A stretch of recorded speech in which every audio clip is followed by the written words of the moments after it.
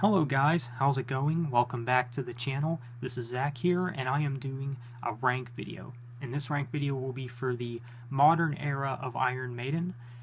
Now, I gotta be honest with you guys, but it really is hard to do just a Iron Maiden discography rank video, like all their albums, because anytime I've attempted to do a list like that, it's just really difficult, especially whenever you come down to their 1980s stuff. Like, that's really when they were untouchable, and I think once you get to that point, that's where things start to get a little tough, I think.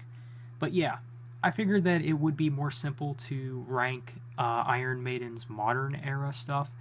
Now, Iron Maiden has only had 5 albums since the return of Bruce. Now, obviously, for those who know, that's usually what's considered the modern era of Iron Maiden. Pretty much every album since Bruce's return. And I also got to tell you guys that Maiden's 2000s and post 2010 stuff is probably my least favorite era of Iron Maiden. Yes, I even think that Maiden's 90s stuff is even better than their 2000 stuff. Besides Virtual 11, of course, I do think that that's still their worst album. But other than that, I mean, I still think that their 90s stuff is even better. I know that's a rather unpopular opinion, and I know this video probably won't get a whole lot of love, considering how I have some of these albums ranked and things like that. But understand that this is my opinion, and hopefully, you can understand why I rank them the way I did. So with that said, we're going to be ranking the Iron Maiden modern era albums worst to best. So here we go. So first up, we got The Final Frontier. Now, some of you might be a little surprised that I do have this as low as I do. Maybe some of you not so much. To be honest with you, this is probably my second least favorite Iron Maiden album, just behind Virtual 11. Yeah, Final Frontier, it's just an album that never really done much for me, other than a couple songs, of course. I think Coming Home and When the Wild Wind Blows are like really the only redeemable tracks on it. But for the most part, this album is kind of boring. It's not really attention grabbing, I think. I don't know why people want to say that this album is great. I don't see it personally, but whatever. Yeah, I think it's one of their most boring albums, but it still has a couple good songs on it. So yeah, that's The Final Frontier. Most likely my least favorite Iron Maiden album in terms of the modern stuff. Alright, so next up we got A Matter of Life and Death. Now, there was actually a point where, in my Iron Maiden journey, where I had this listed like within my top 5 favorite Iron Maiden albums. Why? I couldn't tell you, because I really don't know. I think it was because of the atmosphere that some of these songs delivered back in the day, but obviously this album really doesn't do much for me now. I do think this album is just a little bit better than Final Frontier. Obviously not much better, though.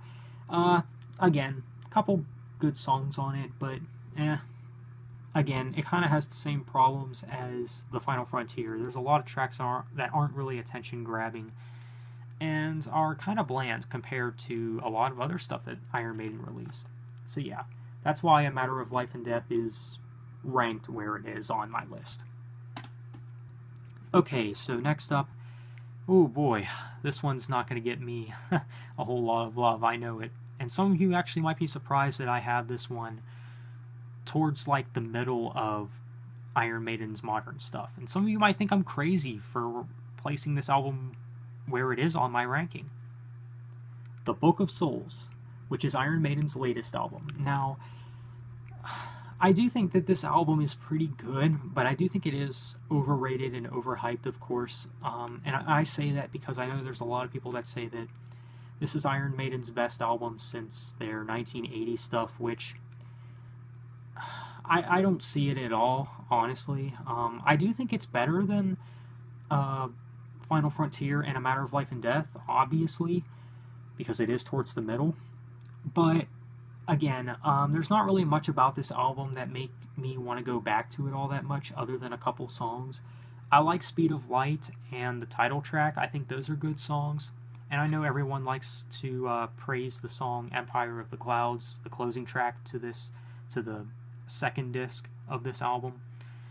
I do think that that's a pretty good song, but I think it just goes on for way too long. Especially this one solo part in it, I think they could have just decreased a little bit. It's not very attention grabbing. Like, it really gets your attention, like, in the beginning of the song, but after a while, you just lose interest. At least I do. But yeah, the Book of Souls, it's not all bad. I think it is a pretty good album for what it is. But I don't think it's as good as a lot of people say it is, honestly. I think it's overhyped and overrated, of course. So yeah, the Book of Souls. Now, next up, we got Dance of Death.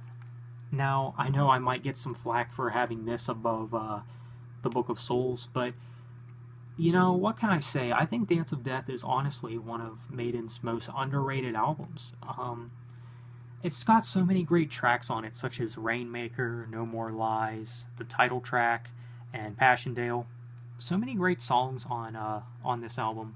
Again, I think it's one of their most underrated albums, and definitely their most underrated in terms of their 2000 stuff. And what's really mind-blowing and crazy to me is how there's some people that say that this is Iron Maiden's weakest album in terms of their modern stuff. I mean, that really messes with my head, because I don't know how you can put albums, even like Final Frontier, above this. But, of course, I guess it's just a preference thing. I think Dance of Death is actually a really good Iron Maiden album. It's overlooked, I think. So yeah, that's why it's placed where it is on my list. Okay, so a lot of you guys probably know by now what my number one is. My number one is Brave New World. That's right. Now, I think almost every song, if not every song on this album, is great. It seems like to me, whenever Bruce came back to Iron Maiden, like, he knew exactly what he wanted to do.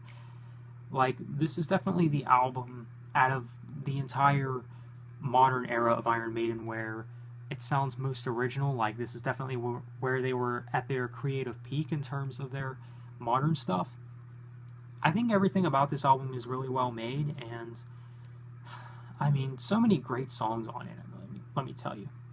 It's got a great opening track. The Wicker Man, I think, is maybe one of their best opening tracks.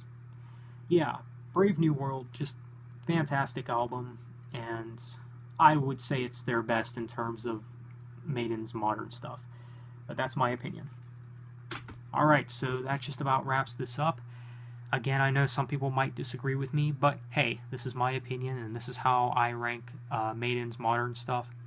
But I would like to hear from you guys. How would you rank Iron Maiden's modern era? The albums from worst to best. Please let me know down in the comments if it isn't too difficult for you. But that's my list. I like to hear what you guys think of my list. Do you agree with it? Please let me know. Thanks for watching. Have a nice day, and take care.